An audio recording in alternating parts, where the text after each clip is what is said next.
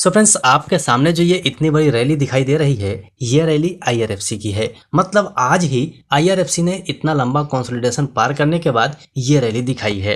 तो ये जो रैली चल रही है, क्या अब कंटिन्यू रहेगी या फिर यहाँ पर कोई गेम हो सकता है? इन सब चीज़ों को हम चार्ट पर समझने की कोशिश करेंगे, वो भी कारण के साथ समझने की कोशिश करेंगे। क्या ये सही लेवल है जहाँ से हमें बाय कर लेना चाहिए या फिर हमें इंतज़ार करना चाहिए सही लेवल पर आने की? क्योंकि अभी के टाइम में आप देखेंगे तो बहुत अच्छे खासे शेयर जो हैं वो बहुत अच्छे करेक्शन पर मिल रहे हैं। लेकिन इम्पोर्टेंट इस टाइम में क्या है कि सही लेवल को पकड़ना।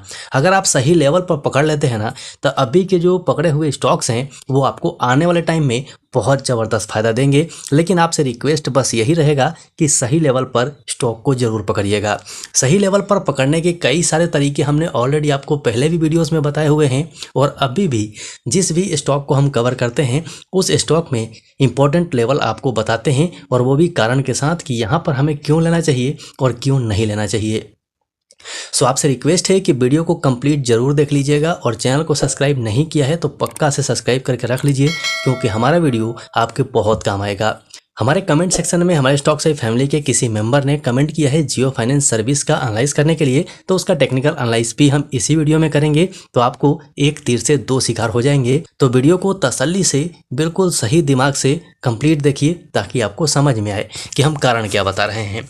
तो जैसा कि हर वीडियो में हम बताते हैं कि लंबे टाइम फ्रेम से छोटे टाइम फ्रेम की तरफ आइए, तो हमने यहाँ पर लगा लिया है मंथली कैंडलस्टिक चार्ट पैटर्न, और मंथली कैंडलस्टिक चार्ट पैटर्न के हिसाब से कोई भी कह सकता है कि आईआरएफसी में अभी भी अप ट्रेंड चल रहा है।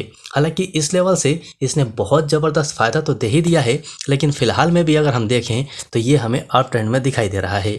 तो यहाँ पर देखने वाली चीज़ ये है कि अभी के टाइम में यहाँ से एक ट्रेंड लाइन बना हुआ है और ऊपर एक रेसिस्टेंस हमें मिल गया है। मतलब इसके बीच में आईआरएफसी मूव कर रहा है, और अभी के टाइम में आप देखेंगे तो IRFC monthly candlestick chart pattern के ऊपर में सपोर्ट के ऊपर में है।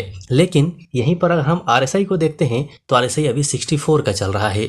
यहाँ पर एक चीज़ और आपको बताना है जो बहुत इंपॉर्टेंट है, और बहुत सारे लोग ये गलतियाँ करते हैं। यहाँ पर ये आरएसआई आप देखिए कितना ऊपर तक गया है। अगर हम इसे नाप के देखें तो आप यहाँ पर लॉन्ग प्रेस करेंगे तो आपको दिखाई दे देगा जो नंबर है इसका। अब यहाँ पर देखिए इस लेवल पर आरएसआई आपको 95 तक देखने को मिलेगा, और हम 70 के ऊपर में ओवरबोट समझना शुरू कर लेते हैं कि यहाँ से गिरावट हो सकती है। अब 70 का लेवल कहाँ है वो मैं आपको दिखाता हूँ। ये देखिए यहाँ पे आ जाइए, ये है 70 का लेवल। मतलब हम 70 के आसपास हैं, 71 70 के आसपास हैं। अब यहाँ पर देखिए ये लेवल है 70 का, यहाँ पर स्टॉक 70 पे चला गया, और यहाँ पर अगर आप ओवरबोट समझ के निकल जाते तो यहाँ से आपको क्या मिलता?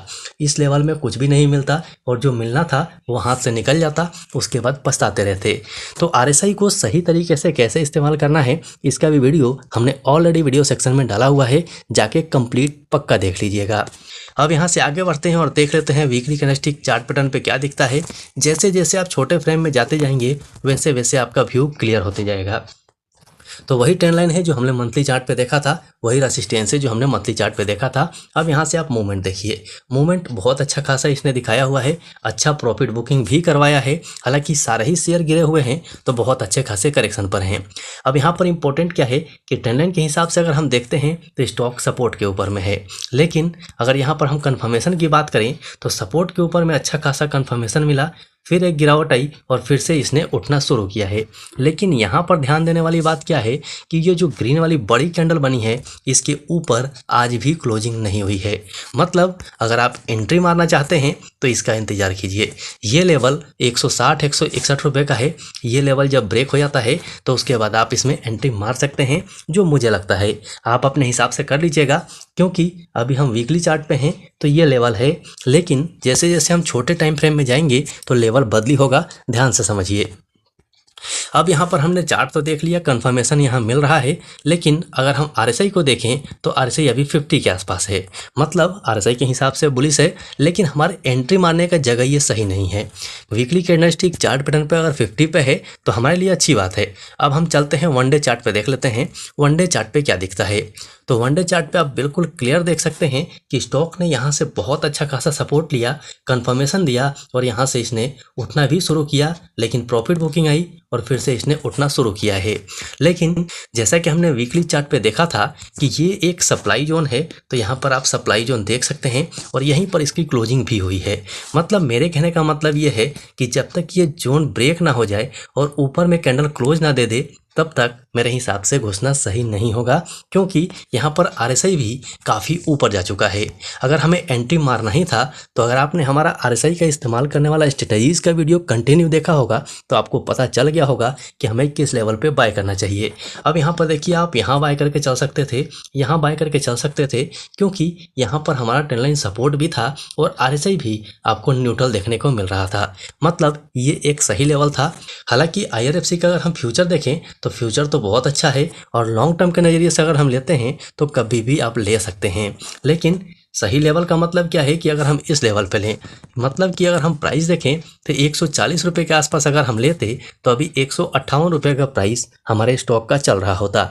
और यहीं पर जो लोग यहाँ लेके बैठे होंगे जो 158-59 रुपये के लेवल पर, और जब स्टॉक यहाँ आया होगा तो उनकी धड़कन बढ़ गई होगी। इसीलिए सही लेवल पे बाय करना बहुत ज़रूरी है। तो लेवल को समझिए और कारण के साथ समझिए। तो मेरे हिसाब से वन डे चार्ट के ऊपर थोड़ा सा ऊपर जा चुका है, RSI भी ऊपर जा चुका है।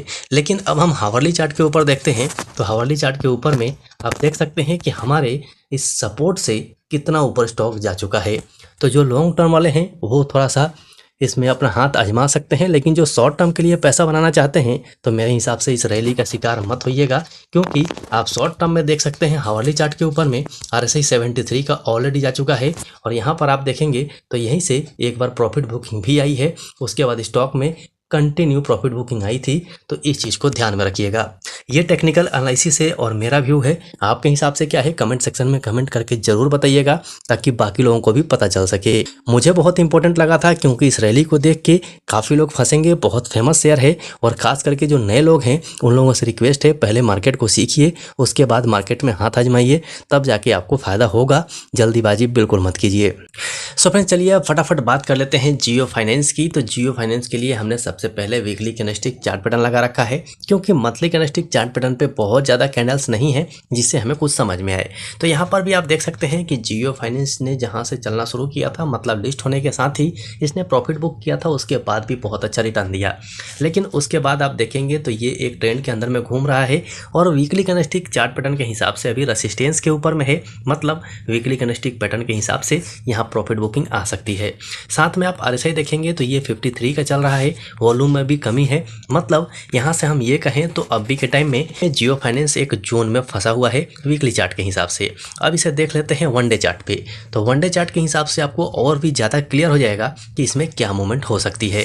तो ये कैंडलस्टिक चार्ट पैटर्न आपके सामने में है, जो कि one day candlestick chart pattern है। बिल्कुल क्लियर आपको दिखाई दे रहा है, हमारा रेसिस्टेंस के ऊपर में है, RSI 59 के आसपास घूम रहा है। मतलब यहाँ से सपोर्ट लेके वापसी कर सकता है। लेकिन जिस हिसाब से ये एक जोन में चल रहा है तो अभी मेरे हिसाब से यहाँ आपको होल्ड करना चाहिए और यहाँ से सपोर्ट पे आने का इंतजार करना चाहिए, ज़्यादा बेटर होगा। हालांकि यहाँ पर एक सपोर्ट पहले से भी बना हुआ है, लेकिन इससे भी ये बहुत दूर है। तो मेरे हिसाब से अभी आपको जियो फाइनेंस में होल्ड करना चाहिए, क्योंकि यहाँ पर अगर आप कैंडलस्टिक पैटर्न के हिसाब से भी देखेंगे तो यहाँ भी एक नेगेटिव इंडिकेशन है। मतलब कि यहाँ पर जो कन्फर्मेशन मिल रहा है वो नेगेटिव है। बिल्कुल क्लियर यहाँ पर आप पैटर्न देख सकते हैं। तो मेरे हिसाब से थोड़ा होल्ड कीजिए, सपोर्ट पे आने का इंतजार कीजिए। सो ये वीडियो आपके एजुकेशन के लिए था, एजुकेशन के तौर पे लीजिएगा। किसी को भी खरीदने और बेचने की सलाह नहीं है, इसे ध्यान में रखिएगा।